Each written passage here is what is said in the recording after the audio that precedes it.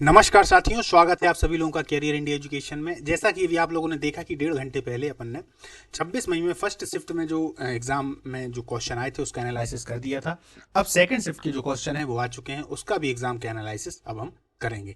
चलिए दोस्तों, लेट ना करते हुए इस क्लास को अपन चालू करते हैं। जो लोग टेलीग्राम से नहीं जुड़े हैं वो लोग टेलीग्राम से जरूर जुड़ जाएं, क्योंकि इसका पीडीएफ आपको उसी पर प्राप्त होगा। जैसे ही क्लास समाप्त होती है हम पीडीएफ उसमें डाल देते हैं, अपलोड कर देते हैं। आप लोग उसके बाद उसको डाउनलोड कर लीजिएगा, ठीक है। और हाँ, जिन्होंने चैनल को सब्सक्राइब नहीं किया है और आगामी समय में यदि आपका पेपर है तो आपके लिए चैनल बहुत ही ज़्यादा महत्वपूर्ण है, सब्सक्राइब कर लीजिएगा। चलिए सबसे पहले जी के करंट की बात करते हैं। प्रश्न आया था कि मध्य प्रदेश के प्रथम राज्यपाल कौन थे? तो डॉक्टर पट्टाभी सीतारमैया मध्य प्रदेश के जो पहले राज्यपाल थे। अब चूंकि अभी इस समय पर कौन है, तो मध्य प्रदेश के वर्तमान राज्यपाल मंगू भाई छगन भाई पटेल हैं। दोस्तों याद रखिए, इससे पहले वाले में यानी 25 मई को भी मंगू भाई छगन भाई पटेल यानी कि जो राज्यपाल हैं उनसे संबंधित प्रश्न आ चुका है। तो इससे संबंधित यदि प्रश्न आ रहा है तो याद रखिएगा, मध्य प्रदेश के मंत्रिमंडल को याद किए बिना बिल्कुल भी नहीं जाइएगा। बिल्कुल उसको याद कर लेना, आपका 1 नंबर वहां से जरूर आ जाएगा। अटल बिहारी वाजपेयी जी का जन्म कहाँ हुआ है? दोस्तों ग्वालियर में। याद रखिए, मध्य प्रदेश की जितनी भी पर्सनालिटियां हैं, जितने भी व्यक्तित्व हैं, महान व्यक्तित्व हैं, उनको आप लोग जरूर याद कर कर जाएं कि इनका जन्म कहां पर हुआ है, क्योंकि इससे संबंधित प्रत्येक शिफ्ट में प्रश्न आ रहा है। भारत के पहले प्रधानमंत्री कौन थे? तो दोस्तों जवाहरलाल नेहरू। सरल प्रश्न था। इसके पहले वाले में देखा जाए तो राष्ट्रपति के बारे में आया था, तो वो डॉक्टर राजेंद्र प्रसाद थे, है ना। चलिए आगे चलते हैं। इनमें से कौन एक प्रसिद्ध पत्रकार हैं? इनको कौन नहीं जानता दोस्तों? रवीश कुमार, है ना। अपन सब इनको देखते रहते हैं, डिबेट में काफी आते हैं। टेलीविजन पत्रकार रवीश कुमार को बेजुबान की आवाज, इसको याद रखिएगा, देने के लिए प्रतिष्ठित रेमन मैग्सेसे पुरस्कार 2019 से सम्मानित किया गया है। 1994 से 2022 तक ये एनडीटीवी इंडिया में इन्होंने कार्य किया हुआ है। क्लियर। एम्बुलेंस सेवा की अवधारणा कहां से लाई गई थी? स्पेन। दोस्तों कुछ प्रश्न ऐसे होते हैं जो बिल्कुल एकदम अलग होते हैं। एम्बुलेंस सेवा की अवधारणा कहां से लाई गई थी, काफी अलग प्रश्न है, एक तरीके से डिफरेंट प्रश्न है दोस्तों। ये प्रश्न बहुत सारे लोगों से गलत हुआ होगा, अधिकतम आप लोग मान के चलें कि यदि तुक्का लग गया होगा तो लग गया होगा, है ना। अंतरराष्ट्रीय मुद्रा कोष में कितने सदस्य देश हैं? ये प्रश्न अच्छा है दोस्तों, तो याद रखिए 190 सदस्य देश हैं। संविधान का कौन सा संशोधन दल बदल विरोधी कानून से संबंधित है? तो याद रखिए 52वां भारतीय संविधान संशोधन, 52वां संशोधन दल बदल विरोधी कानून से संबंधित है। 1985 का ये जो 52वां संशोधन अधिनियम संसद और राज्य विधानमंडल के सदस्यों की योग्यता एक राजनीतिक दल बदल की अवहेलना के आधार पर दूसरे राजनीतिक दल को प्रदान करता है। इस बात को याद रखिएगा कि दल बदल विरोधी जो कानून से संबंधित है वो संविधान का कौन सा संशोधन है? तो 1985 में हुआ है, 52वां संशोधन है। अल्फ्रेड बर्नार्ड नोबेल ने किसका आविष्कार किया था? तो दोस्तों किसका किया था? डायनामाइट। डायनामाइट जो है वो एक तरीके से बम होता है। इन्होंने इसका आविष्कार जो है वो इस उद्देश्य से किया था कि चट्टानें वगैरह जो होती है ना, उन चट्टानों को तोड़ने के लिए। लेकिन बाद में इन्होंने इसको देखा और एनालिसिस किया, जैसे मैं आपका करवा रहा हूँ ना, ऐसा इन्होंने अपना खुद का एनालिसिस किया और ये पाया कि लोग तो मुझे मृत्यु के सौदागर के नाम से जानेंगे, और चूंकि जब मैं मर जाऊंगा तो लोग मुझे यदि इस नाम से पहचानेंगे कि मैंने मौत का सामान बनाया है, तब उन्होंने इस बात से विक्षुब्ध होकर कहीं ना कहीं ये जो नोबेल पुरस्कार में जो राशि प्रदान की जाती है, तो उनके लिए जो पैसा मिला उसी का जो ब्याज है, उसी में जो उनको ब्याज मिलता है वो नोबेल पुरस्कार की राशियों में बराबर बराबर भागों में बांट दिया जाता है। चलिए दोस्तों आगे चलते हैं। अगर इसी पे रुक गया तो फिर इसी पे रुक जाऊंगा, क्योंकि ये स्वयं 1 घंटे का अपने आप में पूरा लेक्चर है, नोबेल पुरस्कार, है ना। आगे चलते हैं, देखते हैं और कौन कौन से प्रश्न आए थे। फेस्टिवल ऑफ इनोवेशन का उद्घाटन कहाँ किया गया है? तो भोपाल में इसका उद्घाटन द्रौपदी मुर्मू जी ने किया है। द्रौपदी मुर्मू जी 15वीं राष्ट्रपति हैं। याद रखिएगा, ये आदिवासी समूह से आती हैं और इनका जो जीवन था वो प्रारंभिक जीवन बहुत ही कठिनाइयों से गुजरा हुआ है। स्वाति निर्मल नृत्य का संबंध किस नृत्य शैली से? ये भी प्रश्न दोस्तों काफी लोगों को परेशान इस प्रश्न ने किया होगा, क्योंकि अलग है। कर्नाटक संगीत शैली, हालांकि नृत्य से जुड़ा है तो हम ये नहीं कह सकते कि ये अलग है, लेकिन थोड़ा डिफरेंट जरूर है। मात्र 16 वर्ष की आयु में ही स्वाति तिरुनल दक्षिण भारतीय राज्य के शासक बन गए थे। अपने शासनकाल के समय ये कला के महानतम संरक्षकों में गिने जाते हैं। स्वयं 10 भाषाओं में पारंगत थे। क्लियर है। अप्रैल 2023 में प्रवासी भारतीय सम्मान पुरस्कार 2023 से किसे सम्मानित किया गया है? देखिए पुरस्कारों से संबंधित एक प्रश्न हर शिफ्ट में आ रहा है। यदि आपको 1 नंबर यहां से कलेक्ट करना है तो बिना पुरस्कार पढ़े बिल्कुल मत जाइएगा। क्लियर। तो कौन थे? राजा सुब्रहण्यम। चलिए आगे चलते हैं। प्रथम बौद्ध संगति की अध्यक्षता किसके द्वारा की गई है? तो महाकश्यप के द्वारा की गई है। स्थान कहाँ था दोस्तों? राजगृह था। हमको पता है भारत की जो राजनीति की शुरुआत है वो कहीं ना कहीं बिहार के राजगृह से ही होती है। राजनीति का मेरा मतलब है कि जो राजनीतिक एक परिवेश है उसकी शुरुआत की यदि हम बात करें तो वो राजगृह से ही शुरुआत में आती है। एक तरीके से जो इतिहास हमको लिखने के क्रम में मिलता है तो वह राजगृह से, क्योंकि राजगृह के बाद ही फिर पाटलिपुत्र होता है और पाटलिपुत्र को ही हम बाद में पटना के नाम से जानते हैं। तो राजगृह में हुई है। ठीक है, समय इसका था 483 बीसी। बीसी का मतलब होता है ईसा पूर्व, याद रखिएगा। बीसी का मतलब होता है ईसा पूर्व, ईसवी नहीं है, ईसा पूर्व है। शासक थे कौन? अजातशत्रु। और किसके थे? हर्यक वंश के। हर्यक वंश ही पहला वंश था दोस्तों, एक तरीके से जिसको हम पढ़ना चालू करते हैं यदि इतिहास को पढ़ते हैं तो। उत्तर वैदिक काल में जब महाजनपदों का उदय हो जाता है 16 महाजनपदों में, तो सबसे महत्वपूर्ण जो वंश आता है वो हर्यक वंश होता है और इसकी स्थापना महत्वपूर्ण शासक थे बिंबिसार, उनके द्वारा कर दी जाती है। चलिए आगे चलते हैं। एपेक का मुख्यालय कहां पर है? तो दोस्तों कहां पर है? सिंगापुर में है। याद रखिए ये एपेक का मुख्यालय है और ये ओपेक यहां पर है। ओपेक का जो मुख्यालय है वो कहां है? तो वो जिनेवा में है। ये प्रश्न नहीं आया था लेकिन यहां पर मैंने आपको बताने के लिए ये लिख दिया है। यह तेल निर्यातक देशों का समूह है। क्या? ओपेक। क्लियर। भारत की कौन सी सिटी संघाई सहयोग संगठन की पहली पर्यटन और सांस्कृतिक राजधानी बनी है? तो दोस्तों बनारस बनी है। बनारस में एक ज्योतिर्लिंग है, आप लोग सब लोग जानते हैं। बनारस को ही वाराणसी भी कहा जाता है, काशी नगरी इसी को कहा जाता है। 12 ज्योतिर्लिंगों में एक ज्योतिर्लिंग वाराणसी में भी है। इसके अलावा एक ऐसी जगह है वाराणसी जहां पर मंदिर के बगल में मस्जिद भी है। ये भी आप लोग बात को याद रखिएगा। वाराणसी हमेशा सुर्खियों में रहा करता है। LUCN की स्थापना कब और कहां की गई थी और इसका मुख्यालय कहां है? तो 5 अक्टूबर 1948 को। कब की गई है दोस्तों? 5 अक्टूबर 1948 को। ये प्रांत का कोई मतलब नहीं है।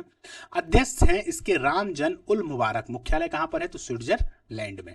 दोहरी शासन प्रणाली की शुरुआत किसने की थी? रॉबर्ट क्लाइव ने की थी दोस्तों। रॉबर्ट क्लाइव को एक तरीके से चालाक लोमड़ी भी कहा जाता था। रॉबर्ट क्लाइव को ब्रिटिश भारत का बाबर कहा जाता है। वॉरेन हेस्टिंग्स ने 1772 में, वॉरेन हेस्टिंग्स कब आ रहे हैं? 1773 का रेगुलेटिंग एक्ट इन्हीं के समय पर पास हो जाता है और 1772 में वॉरेन हेस्टिंग्स की एंट्री हो जाती है। एंट्री होते ही साथ उन्होंने जब यहां पर अव्यवस्थाओं को देखा तो उनको व्यवस्थित करने के लिए कहीं ना कहीं दैत्य शासन की व्यवस्था को समाप्त कर दिया। दैत्य शासन क्या था? दोहरा शासन। दोहरा शासन से मेरा मतलब है कि एक ऐसा शासन की व्यवस्था रॉबर्ट क्लाइव ने बंगाल में कर दी थी कि अधिकार पूरे ही अंग्रेजों के हाथ में थे। अधिकार पूरे अंग्रेजों के हाथ में थे, यानी कि रॉबर्ट क्लाइव के हाथ में पूरे अधिकार हैं और उत्तरदायित्व जो था वो नवाबों के पास था। तो नवाब में आने लगे, नवाब कहने लगे कि भैया यार पूरे अधिकार ले लोगे, उत्तरदायित्व हमको दे दोगे तो हम फिर पालन पोषण कैसे करेंगे? थोड़ा बहुत तो धन चाहिए। रॉबर्ट क्लाइव ने कहा बिल्कुल नहीं मिलेगा धन, आप केवल उत्तरदायित्व ही लें। इसके बाद जब अव्यवस्थाएं फैलने लगी, रॉबर्ट क्लाइव काफी पैसे वाले हो गए, तब वॉरेन हेस्टिंग्स ने 1772 में आकर व्यवस्था को अच्छे से सुव्यवस्थित किया और दैत्य शासन को हटा दिया। क्लियर है? चलिए, अनुच्छेद 352 का संबंध किससे है? राष्ट्रीय आपातकाल 352 में निहित है। याद रखिए, इन 3 चीजों को बहुत अच्छे से याद कर लें दोस्तों। यदि डीपली प्रश्न आता है तो यहीं से आ जाता है कि आपातकाल जब अनुच्छेद 352 लगता है तो कौन कौन सी बातों में वह लग सकता है? तो या तो युद्ध हो जाए, बाहरी युद्ध हो जाए, मतलब युद्ध हो जाए हमारा, या बाह्य आक्रमण हो जाए, या सशस्त्र विद्रोह हो जाए। सशस्त्र विद्रोह कहां होगा? भारत के अंदर ही होगा। तब संपूर्ण भारत या इसके किसी भी हिस्से की सुरक्षा खतरे में हो तो राष्ट्रपति राष्ट्रीय आपात की घोषणा कर सकते हैं। सशस्त्र विद्रोह पर बार बार प्रश्न आता है, डीपली आएगा तो इसी पर आ जाएगा, तो याद रखिए 352 तो आप याद ही कर लेंगे, कोई दिक्कत नहीं है, बहुत सारे लोगों को याद भी होगा। मध्य प्रदेश के प्रथम मुख्यमंत्री कौन थे दोस्तों? सरल प्रश्न था, पंडित रविशंकर शुक्ल। राजभाषा को किस अनुसूची में रखा गया है? तो याद रखिए 8वीं अनुसूची, भारतीय संविधान की 8वीं अनुसूची में 22 भाषाओं का उल्लेख किया गया है। पहले कितनी भाषाएं थी? कमेंट में जरूर बताइएगा। ओजोन परत किस मंडल में पाई जाती है? याद रखिए O3 की बात चल रही है, ओजोन को हम O3 के नाम से जानते हैं ना, तो समताप मंडल, ओजोन परत समताप मंडल में पाई जाती है जो सूर्य से आने वाली परावैंगनी किरणों से पृथ्वी की रक्षा करती है। ओजोन के एक अणु में 3 ऑक्सीजन परमाणु होते हैं। याद रखिए, ओजोन से संबंधित जो प्रश्न था वो कल भी आया था। कल प्रश्न की प्रकृति इस प्रकार थी कि ओजोन का जो क्षरण है वह किसके कारण हो रहा है? तो CFC, क्लोरोफ्लोरोकार्बन के कारण हो रहा है। क्या होती है ये गैस? ये वही गैस है जो कहीं ना कहीं रेफ्रिजरेटरों से या फिर फ्रिज से या AC से निकलती है और इसी गैस के द्वारा उसका जो क्षरण है हो रहा है। हालांकि सिर्फ यही गैस इसके लिए उत्तरदायी नहीं है, इसके अलावा वायु का प्रदूषण भी इसके लिए उत्तरदायी है। बाघ की गुफाएं कहाँ स्थित हैं? तो याद रखिए ये धार में है। धार कहाँ पर है? तो मध्य प्रदेश में है, क्योंकि मध्य प्रदेश के पेपर में तो ये आएगा ही, कितनी बार आया है। ये बागिन नदी के तट पर है और बौद्ध धर्म से संबंधित है, याद रखिएगा। और जो भीमबेटका की गुफाएं हैं, मैं आपको यहीं पर क्लियर कर दूं दोस्तों कि भीमबेटका की जो गुफाएं हैं वो पुरा पाषाण काल से संबंधित है, यानी कि उस काल से संबंधित हैं जब व्यक्ति पत्थरों पर जीवन जी रहा है, एकदम शुरुआत में आदि मानव से संबंधित हैं। और बाघ की गुफाएं बौद्ध धर्म से संबंधित हैं, तो अब आप लोगों को याद रहेगा। चलिए आगे चलते हैं। विश्व में सबसे बड़ा नदी मुहाना कौन सा है? तो कौन सा है दोस्तों? सेंट लॉरेंस नदी का। कौन सा है? सेंट लॉरेंस नदी का। निम्न में से कौन सा देश अंतरराष्ट्रीय मुद्रा कोष का सदस्य है? तो याद रखिए जो ऑप्शन थे उसमें वॉशिंगटन डीसी था, तो वॉशिंगटन डीसी फिलहाल सदस्य देश इसमें 190 हैं। इसकी स्थापना कब हुई थी? तो 1945 में। विज्ञान के देख लेते हैं कौन कौन से प्रश्न थे दोस्तों। तो परमाणु के नाभिक की पहली कक्षा कौन सी है? तो एस ऑर्बिटल। ये आप लोगों ने देखा होगा, एस ऑर्बिटल। क्लियर है। नाभिक की खोज में गोल्ड फाइल का उपयोग किसने किया है? रदरफोर्ड ने। किसने किया है? रदरफोर्ड ने। रदरफोर्ड ने। कृत्रिम मिठास में नहीं पाया जाता, तो याद रखिए सुक्रोज। कृत्रिम मिठास किस में नहीं पाया जाता है? सुक्रोज में। जो वस्तु की दिशा में परिवर्तन करे उसी को हम क्या बोलते हैं? असंतुलित बल।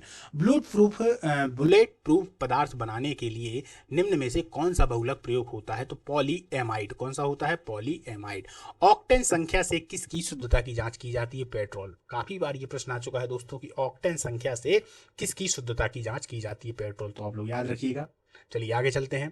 किसी जीव की आनुवांशिक जानकारी रहती है डीएनए में? डीएनए में आप लोगों ने जब क्लास ली थी दोस्तों तो कितना मजा आया था कि डीएनए ही हम जीन को कहते हैं। जीन डीएनए का ही एक छोटा सा रूप होता है, फिर वो डीएनए बन जाता है और डीएनए ही बड़े होकर फिर गुणसूत्र बन जाते हैं। तो तीनों एक ही चीज है, फर्क है उनके समूहों का। जीन हुए, जीन से देखा जाए तो डीएनए बना और डीएनए के बाद फिर वो गुणसूत्र बन जाते हैं। तो याद रखिएगा इनके 3 आंसर हो सकते हैं।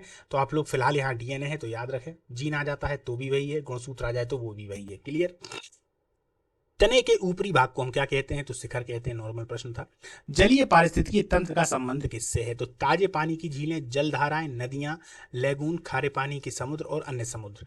अभी आप लोगों ने यदि एनालिसिस देखा हो दोस्तों तो आप लोगों ने देखा कि पारिस्थितिकी तंत्र से वहां भी प्रश्न आया, पारिस्थितिकी तंत्र से यहां भी आया। तो उम्मीद है कि आगामी जो परीक्षाएं होंगी उसमें भी पारिस्थितिकी तंत्र से प्रश्न आ सकता है। आप लोग एक बार जाइएगा, वन रक्षक जेल पहरी की जो जीव विज्ञान की क्लासें चल रही थी प्लेलिस्ट में आप लोग देख लीजिएगा, उसमें पारिस्थितिकी तंत्र को बहुत अच्छे से समझाया गया है दोस्तों। एक बार पढ़ लेंगे, एक बार देख लेंगे तो उसको इतने अच्छे से ट्रिक से समझाया गया है कि आप लोग उसको बिल्कुल भी नहीं भूलेंगे। तो उसको आप लोग जरूर देख कर जाएं, हो सकता है आपके 1-2 प्रश्न जो है उसी से सही हो जाए, है ना। क्योंकि उसमें काफ़ी सारी चीज़ें रहती हैं और हम हमेशा भूल जाते हैं, जैसे कि जैविक घटक, अजैविक घटक, प्रथम पोषक, द्वितीय पोषक, तृतीय पोषक, उपभोक्ता, है ना, उत्पादक। तो ये सब बहुत सारी चीज़ें उसमें रहती हैं, तो उनको आप लोग याद कर लीजिएगा।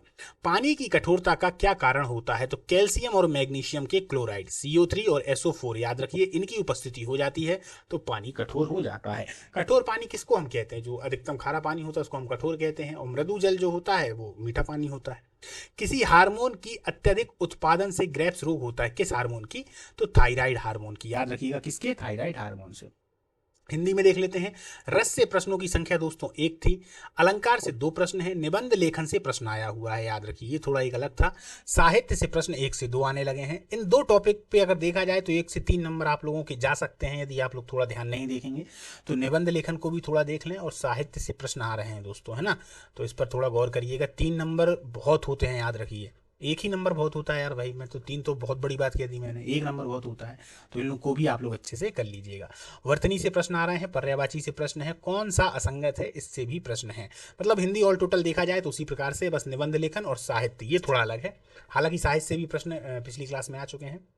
इंग्लिश में देख लिया जाए तो बॉयज, एक्टिव पैसिव बॉयज दोस्तों 3 से 4 आ गए हैं। सिनोनिम्स में 2 हैं, एंटोनिम्स में 2 हैं, वन वर्ड सब्सटीट्यूशन में 1 है, स्पेलिंग में 1 है, नरेशन में है, रीअरेंजमेंट ऑफ सेंटेंस 5 से 6 आए हुए हैं। क्लियर। थोड़ा देखते हैं मैथ। सरलीकरण से प्रश्न थे दोस्तों। सरलीकरण से तो नॉर्मल देखा जाए तो सिंप्लीफिकेशन से 3 से 4 प्रश्न आते ही हैं, 3 प्रश्न थे। क्षेत्रफल से प्रश्न है, कार्य समय और कार्य से प्रश्न थे 2, CI से 1 प्रश्न है, प्रॉफिट लॉस से प्रश्न था और SI से 1 प्रश्न था। तो इस प्रकार से प्रश्न दोस्तों आए हुए हैं। अगर पेपर में नंबरों की बात करें, जैसा कि अपन शुरुआत में कहते हैं कि अंतिम रूप से आपको बताया जाएगा कि कितने कैसे क्या है, तो अगर नंबरों की बात की जाए दोस्तों तो एवरेज वही 49, 50, 55 इसके आसपास आ रहे हैं। कम लोग हैं जो 60 को पार कर पा रहे हैं, बहुत कम लोग ऐसे हैं जो 70 को भी पार कर पा रहे हैं। तो बहुत कम है, लेकिन है तो जो 70 को पार कर पा रहे हैं, है ना। तो इतने जो हैं वो प्रश्न आ रहे हैं। तो आप लोगों को दोनों शिफ्टों का एनालिसिस आज की डेट में करवा दिया गया है दोस्तों, फर्स्ट शिफ्ट और सेकेंड शिफ्ट। अब इसके बाद मिलते हैं दोस्तों अपन अगली नई क्लास में, यानी 27 मई के एनालिसिस में। चलिए नमस्कार दोस्तों, मिलते हैं।